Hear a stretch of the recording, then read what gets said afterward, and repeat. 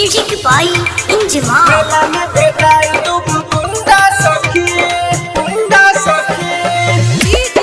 संदीप बाबू लेके आई रहे गुंडा सखी, गुंडा सखी। मेला में भेटाई तू गुंडा सखी, गुंडा सखी। हम दशहरा के मेला में गईनी, वहाँ जाके सखी बड़ा पछतैनी, वहाँ जाके सखी बड़ा पछतैनी।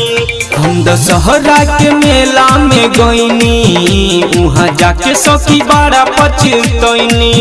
दूगो लइका गोरे गोरे हमके धके झक झोरे, दूगो लइका गोरे गोरे हमें धके झक झोरे। एके लागत रहे झुंडा सखी, लेके आई रहे हीरो हुंडा सखी। मेला में भेटाई दूगो गुंडा सखी, लेके आई रहे हीरो हुंडा सखी।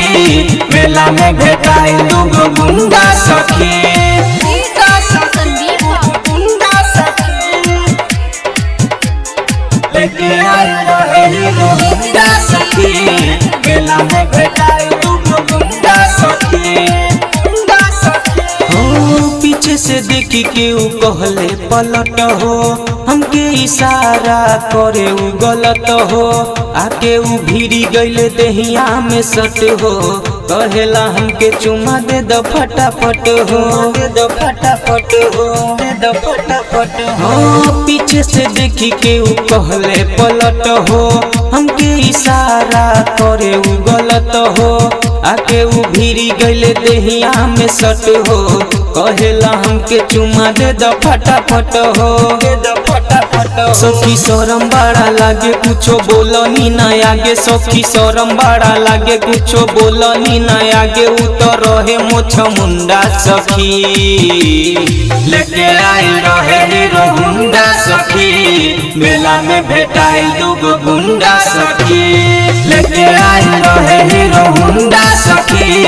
मेला में भेटाई दूगो गुंडा सखी, लेके आई रहे हीरो हुंडा सखी, हुंडा सखी। मेला में भेटाई दूगो गुंडा सखी, गुंडा सखी, गुंडा सखी। म्यूजिक बाय इंजमा। लेके आई रहे हीरो हुंडा सखी। मेला में भेटाई दूगो गुंडा सखी।